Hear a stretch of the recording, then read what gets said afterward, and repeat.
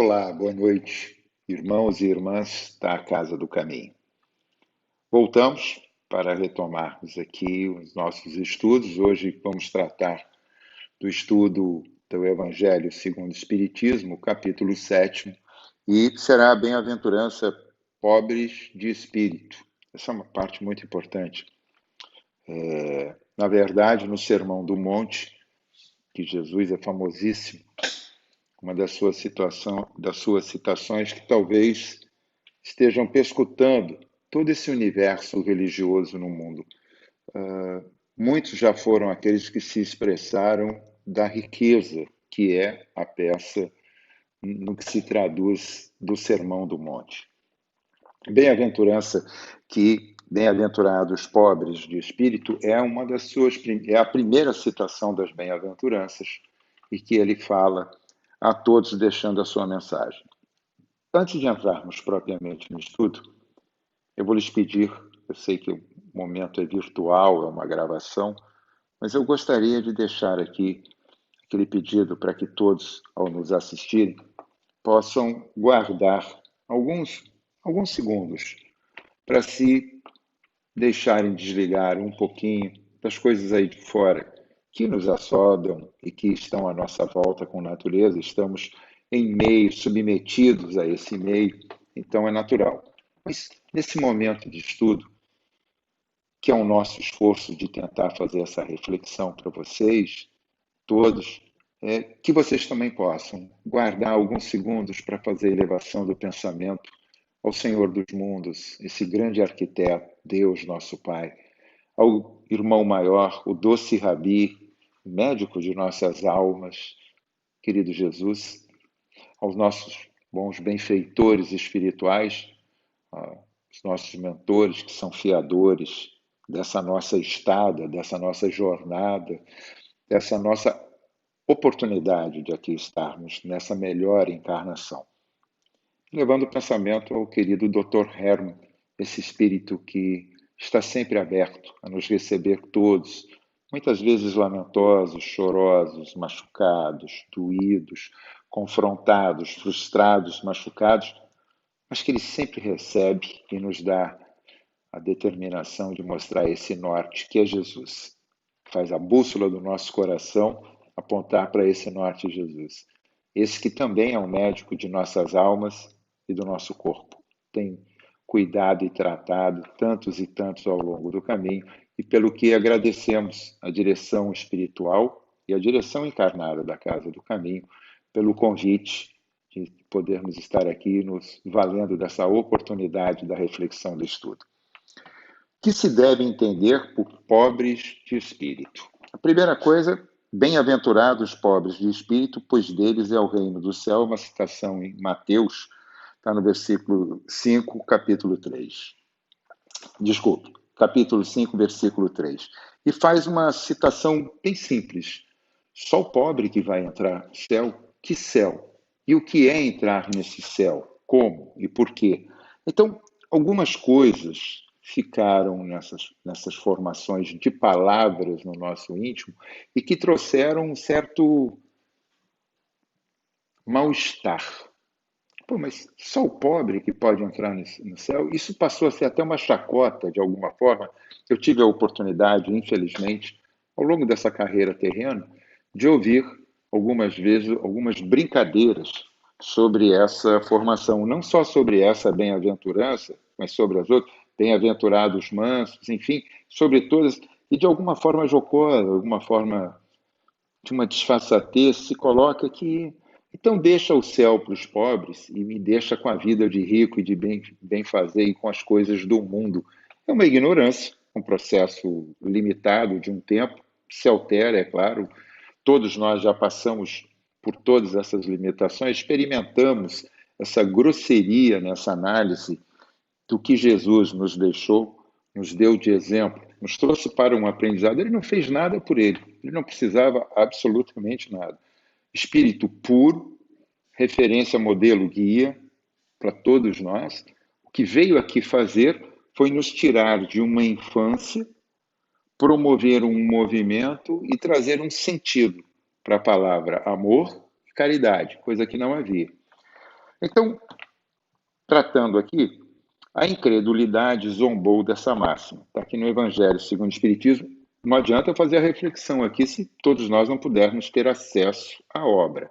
É importante que a gente tenha o livro ou acesso digital, como for conforto para cada um, mas para que a gente possa ler, reler e perceber o que isso está nos tocando. Então, diz aqui no item 2: a incredulidade zombou dessa máxima. Bem-aventurados os pobres de espírito, como tem zombado de muitas outras coisas que não compreendem. A incredulidade. A incredulidade que é essa sensação que está no homem, que vive o materialismo, a questão do agora, do princípio do vou viver o hoje, né? Não existe o amanhã. De certa forma, está correto se viver hoje o possível da nossa melhora, mas não viver nessa zombaria como é colocado, né? Por pobres de espírito, Jesus não entende os baldos de inteligência, aqueles que se dizem ou pensam ter, e às vezes possuem realmente uma inteligência extraordinária, mas têm valores morais totalmente defeituosos, capengas, ali precisando serem laborados também. Mas os humildes, tanto que diz ser este o reino do céu e não para os orgulhosos, ou seja, o reino dos céus é para os humildes. Humildade. Será que nós somos humildes? Nós estamos fazendo aqui uma aula digital. Eu não tenho a interação dos senhores e senhoras. Eu tenho que imaginar o que seja uma sala de aula com todos os companheiros e companheiras nos olhando, nos percebendo e querendo fazer alguma resposta. Então, vamos lá. Alguns segundos para uma pergunta que fica para a resposta de todos vocês que estiverem nos assistindo. Nós somos humildes? Podemos afirmar com certeza que é um exercício para nós a humildade, que já buscamos fazê-lo através do uso de uma caridade, através do recurso do perdão ao próximo, através da consciência de que aqui estamos, muitas das vezes, submetidos àquilo que nos confronta, nos frustra, nos magoa, nos machuca, para que tenhamos consciência e um despertar de onde precisamos arrumar e rearrumar as coisas? É uma pergunta que estou deixando para vocês.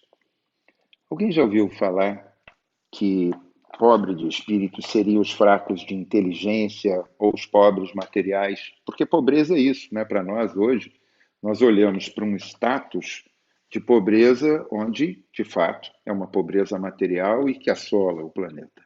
Nós já tivemos a oportunidade de falar isso, inclusive nas avaliações da ONU e do próprio Banco Mundial.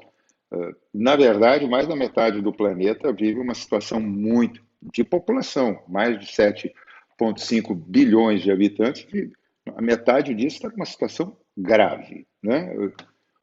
A condição de nós termos água potável, moradia, alimentarmos-nos diariamente, com um acesso que, mesmo que limitado, a remédios, saúde e a todo esse saneamento que está à nossa disposição e as próprias vacinas, a estudar, a poder ter o direito de se expressar, a poder ter o direito de um convívio livre, isso faz parte de uma parcela ainda muito pequena da nossa população. Ah, mas o país tal, o país pequena da nossa população terrestre. Então, quando está se falando nisso, está se falando em humildade, que é respeitar o próximo não por suas posses, né?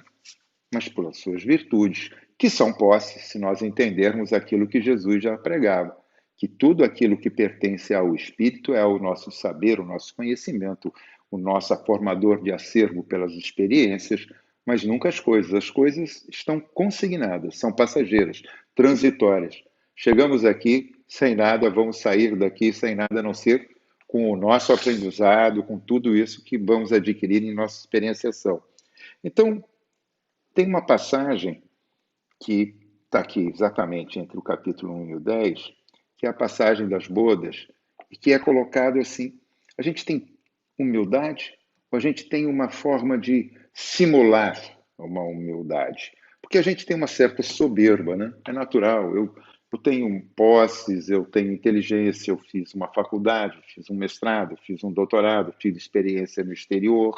Então, isso me torna uma pessoa melhor, né? Como se, por exemplo, pela fatalidade, uma bala, que chamam de bala perdida, me atingiria de uma forma diferente do que o meu semelhante, que eu não quero reconhecer, mas pobre, com menos acesso à educação formal, com menos acesso aos serviços de saneamento, de moradia, enfim, de cidadania. Me atingiria de forma diferente, né? Só porque eu sou tudo isso. Mas a gente deixa para questionar isso um pouquinho mais à frente, mas eu estou lhes provocando, até porque eu não tenho intuito algum de vir lhes ensinar absolutamente nada.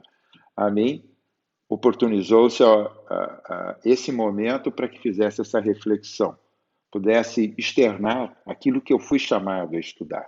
Para vocês fica também um momento de reflexão, de discordar, de aceitar parcial, total, de vir a uma discussão, enfim. Fico colocando as coisas para que a gente pense. Nós temos que pensar, não é só seguir a carreira. Doutrina espírita é a doutrina da liberdade do pensamento, da liberdade de escolha, o livre-arbítrio, de uma fé raciocinada. Produzimos em nós aquilo que a triagem do que é o conhecimento, a ciência, a filosofia e a religião nos trazem e que nos satisfaçam. É isso que é importante. Esteja nos trazendo respostas. Continuando. Nesse banquete, onde ele faz essa parábola, essa passagem, ele diz: quando convidado a um banquete, nunca sente no primeiro assento. E isso ele está dizendo para aquela mãe que chegou para ele e disse assim: Senhor, eu te honrei. Diz-me o que é necessário para que leves o meu filho para o teu reino e coloque um à tua direita e outro à tua esquerda. E aí essa parábola é exatamente proposta por ele para fazer esse reconhecimento. Mas por que você me pede isso? Pensa bem, se você é convidado para um banquete, chega e vai logo para frente, é porque você está se determinando dessa importância. Você está se autodenominando. Você está produzindo em você uma imagem, uma figura, uma projeção do teu ego que pode não dizer, muito pelo contrário, pode não dizer que seja a respeito certo disso. Então, ele diz assim, ao contrário, quando fores convidado a um banquete, senta por último, pois que se chegar à frente, pode ser que aquele que te convidou peça-te para sair para dar lugar a alguém maior na escala social que você, maior na escala de uma questão íntima de família, enfim, alguém que esteja com mais saber, com mais tempo, com mais reconhecimento, que tenha, enfim, um posto acima do seu em qualquer titularidade. E você vai passar a vergonha de ter que sair da onde achava que deveria estar para ir para um lugar mais longe. Então você chega assim por último, senta, se coloca, observa, isso está na parábola. Eu estou, claro, de alguma forma, facilitando o nosso entendimento. E espera ser chamado. Porque quem te faz a recepção, aquele que te convida, ele vai te chamar, ele pode te chamar. Vem, senta mais à frente, vem para mais perto de mim, fica mais próximo. E se não o fizer, você está numa posição que você não vai passar nenhum tipo de vexame, porque teve que sair de um lugar porque se achava dono entronizado. Inclusive, nessa passagem, fica subliminar uma forma de que a mãe pede a Jesus: coloca meu filho, um filho à tua direita e o outro à tua esquerda. Ela já fez uma limitação. Ela já escolheu quem ficaria à direita, que seria o certo, né? Isso vem historicamente colocado, e à esquerda, quem não estaria tão certo. Essa história do canhoto, né, que eu próprio, na infância, tive a questão de, quando comecei a escrever com a mão esquerda, o colégio era de padre, sabe? Não pode, é errado, tem que escrever com a direita. Acabou ficando por isso, mas a gente sabe hoje que isso não é uma questão apenas figurativa, né? É uma questão figurativa, de esquerda ou de direita.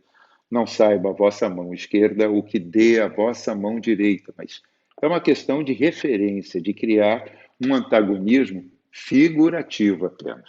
Bom, vamos evoluindo. Ele está aqui colocando: aquele que se eleva será rebaixado. É a história que está nessa parábola, quando você é convidado para as bodas e colocado mais atrás ou mais à frente. Nós vivemos uma sociedade onde nós fazemos com que os nossos filhos sejam altamente competitivos, né? E humildade, não existe esse espaço para uma humildade. É considerado fraco, na verdade. Vocês já ouviram o quão fraco é considerado quando você fala ser humilde? A humildade é coisa de pobre, humildade é coisa de fraco. Na verdade, a gente tem que entender que existe uma grande diferença. Humildade e submissão, porque a gente se confunde muito. A gente fica pensando que ser humilde é ser submisso.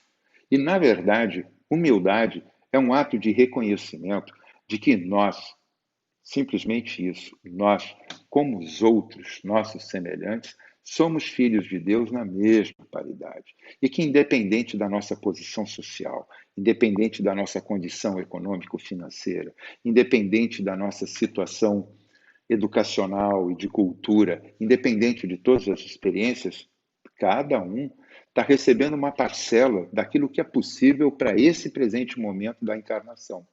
Então, na verdade, humildade é um ato de coragem.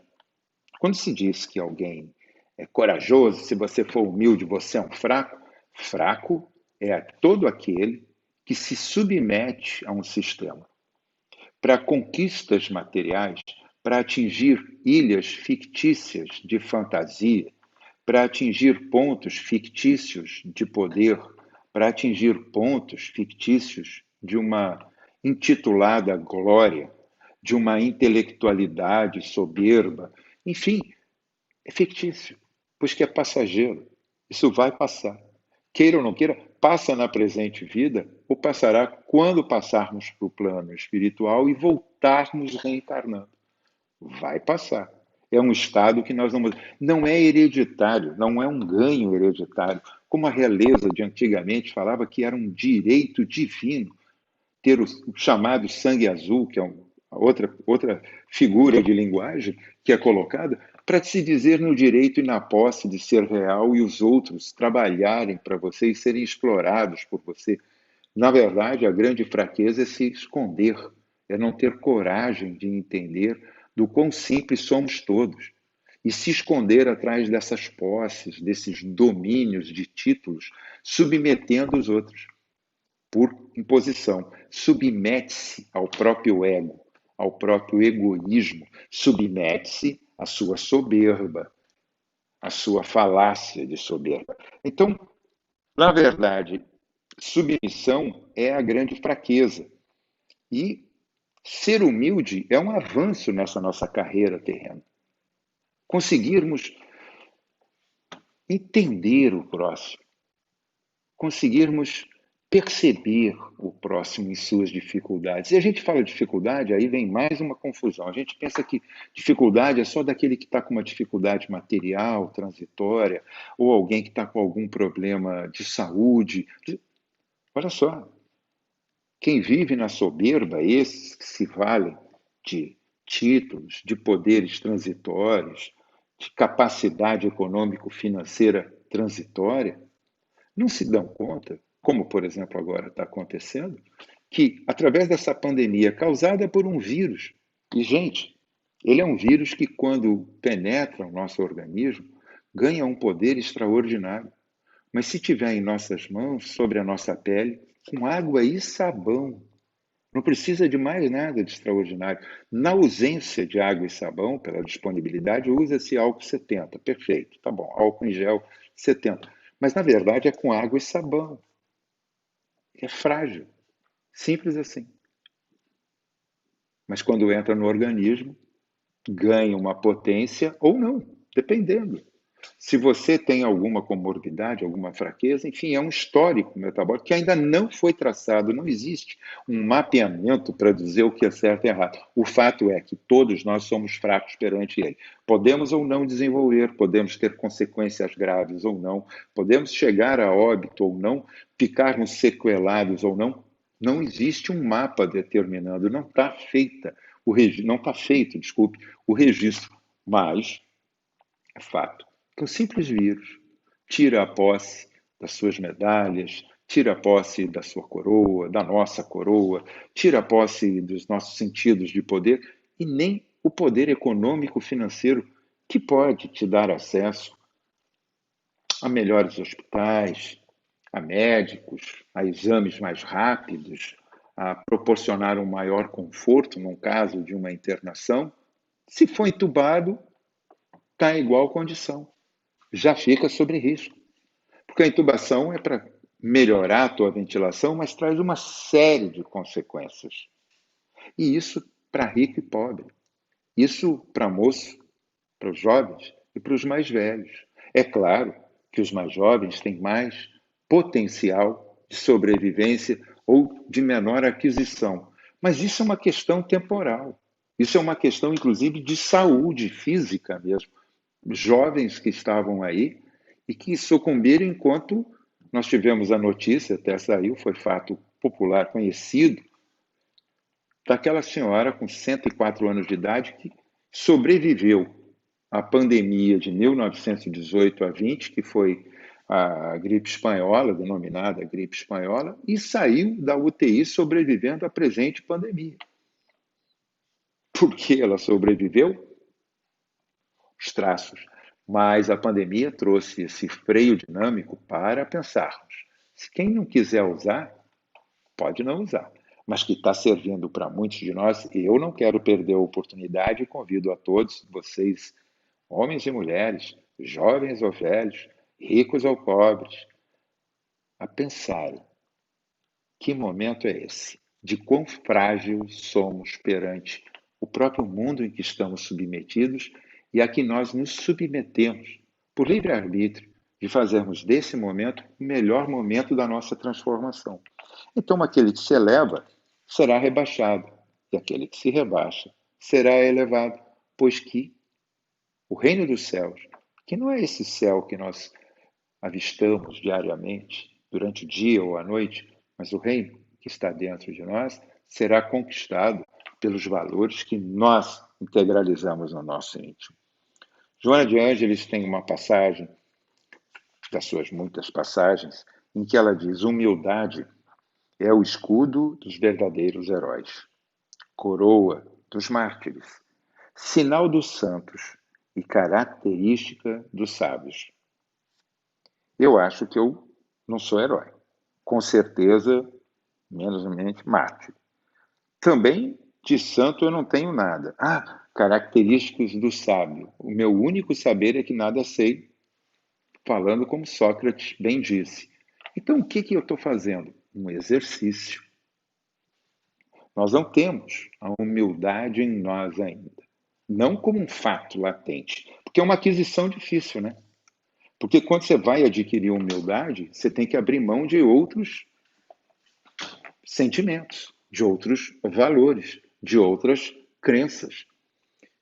As pessoas se sentem empoderadas por coisas muito simples. Às vezes, o simples fato de trocar um telefone, trocar um óculos, trocar um carro, já se sentem num movimento de ascensão, como se tivessem adquirido a chegada ao cume do Monte Everest, né? Porque por uma pequena mudança. E se sentem na soberba, que é a soberba que nos assoda, que vem na nossa direção a todo momento. E é normal que aconteça, porque a sociedade coloca assim. A sociedade quer colocar filhos para serem eficazes e eficientes. Quer colocar todo mundo, passe por cima de quem tiver que passar, para conquistar, para adquirir, para possuir, para ser. O ser importante, ser poderoso, ser conhecido, ser popular, ser. Quando isso é tudo um estar. Né? O verbo muda, na verdade. É estar. é estar numa condição transitória, tanto transitória quanto é a própria passagem terrena que estamos fazendo agora. Quem de nós pode afirmar, mesmo com todos os cuidados, de que não estaremos amanhã tocados por esse vírus e de qual seja a sua manifestação? Pode ser assintomática, que são os termos que nós estamos adquirindo, o novo vocabulário, né? E pode ser grave. Então, pensarmos, quem são os humildes? Quando ele propõe a bem-aventurança e traz para nós essa reflexão, bem-aventurados pobres de espírito, são os simples. Nós somos complicados. Quem de vocês acha que é simples? Eu não acho que sou. Eu estou aqui colocando para vocês que o primeiro a dizer que eu não sou simples. Eu sou um ser em construção, sou um ser em evolução, mas com muitas pendências. Pendências, valores equivocados, sentimentos equivocados. Perdoa. A gente sempre diz assim, não, perdoar, perdoei. Eu sou espírita e eu perdoo. Eu perdoo tudo e todos. Inclusive, aquele meu parente que agiu de forma leviana comigo, eu perdoei. Entreguei para Deus. A justiça de Deus há de chegar nele. Que perdão é esse?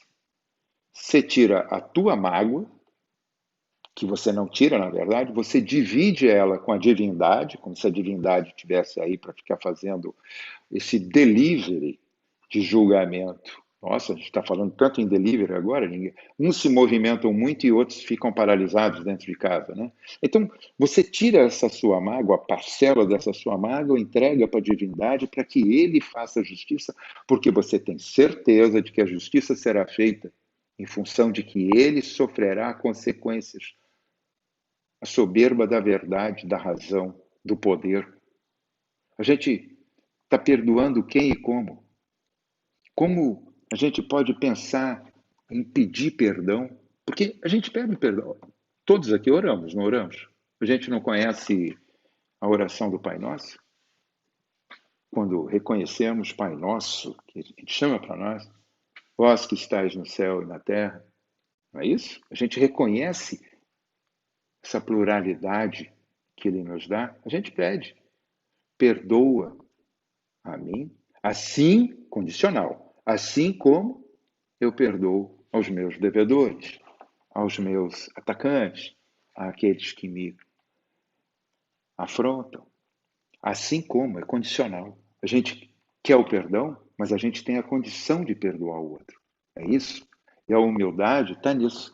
É da gente produzir esse exercício para executarmos. Seria muito leviano da minha parte dizer que a gente vai conseguir extinguir todo o estudo da noite dos mistérios ocultos, aos doutos e aos prudentes, enfim, tratar sobre todos os assuntos, porque nós temos, na verdade, 30 minutos e agora já estamos com 2. Talvez eu tenha sido estendido em outros pontos, mas a verdade é que o conhecimento chega para aquele puro de coração. Não adianta você estar bem lavado. É o puro de coração lá no íntimo, como Jesus colocou. Sois túmulos caiados, brancos por fora, imundos por dentro. Quantas das vezes nós não estamos preparados ainda? Então outros recebem, as pessoas mais simples. O que não foi Chico Xavier no exemplo daquele homem singelo, com pouco estudo, que produziu, editou 412 obras. É a maior produção editorial que se tem ideia de um único autor produzindo tudo no planeta, 412 títulos, e deixou aproximadamente 50 ainda por fazer. Dividiu isso com todo mundo, com todas as casas, doou seus direitos para todos, porque o trabalho não era dele. Dizia, eu sou apenas o mensageiro, o trabalho dos espíritos. E que humildade não teve esse homem pobre nas vestes, pobre na casa, pobre na educação formal, mas de uma cultura extraordinária e de um conhecimento e de uma sabedoria espiritual transcendente.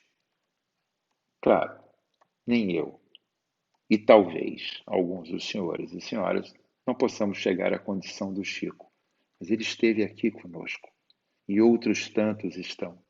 Presidentes de casas espíritas, direções de casas espíritas, direções de outras denominações religiosas, todos se colocando para, de alguma forma, produzir e entregar algo para tantos de nós que chegamos em busca de consolo, de amparo, de um reajustamento, de um lenitivo para a dor íntima, para a dor do corpo.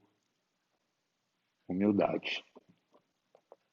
Sem humildade, não há o sentido de reconhecermos caridade, pois que não é fora da igreja, não é fora do espiritismo, mas é fora da caridade, que não vamos encontrar salvação, que é, na verdade, o nosso caminho, a nossa estrada reta para a nossa evolução.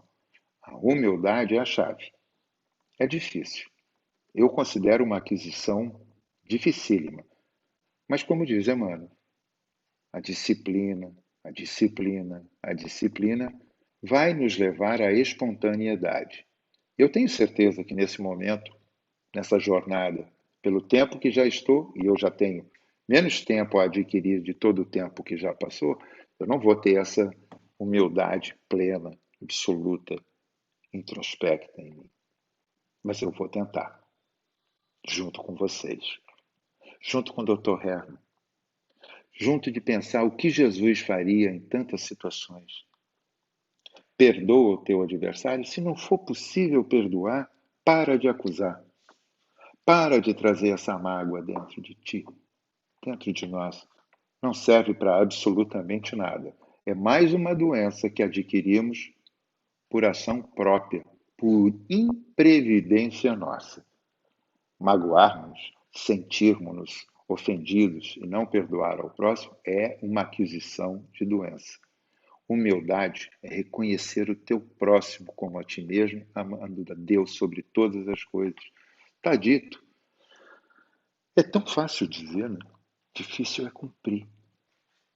Na verdade, mais do que difícil, muitas das horas fica quase impossível, pesado. Mas dá para fazermos. Vamos aos pouquinhos. Com essa obra em mãos, que é consoladora, e com todo o esclarecimento que já temos acesso de toda essa boa pleiade de espíritos que nos cercam para nos trazer conhecimento, a gente chega lá. Eu espero que a gente tenha podido, de alguma forma, contribuir com todos vocês. Eu espero que, de alguma forma, com críticas, com movimentos quaisquer, desacordos, está ótimo, desde que a gente possa se movimentar. Não pode ficar parado. Como uma ostra, vamos ser provocados para entregar ao mundo a joia que já vem lapidada, que é uma pérola, e que ela só acontece quando somos provocados. Porque se ficarmos parados, intangíveis a todos os movimentos externos, vamos sucumbir e, mais uma vez, nos transformarmos em carbono para ficar no leito fundo, escuro e esquecido. Vamos não. Vamos entregar uma pérola para esse planeta. Vamos deixá-lo um pouquinho melhor do que quando aqui chegamos. Está no Evangelho, está no Livro dos Espíritos. Estudem, busquem, que vocês e eu vamos alcançar. Muito obrigado pelo momento, muito obrigado pela oportunidade da exposição.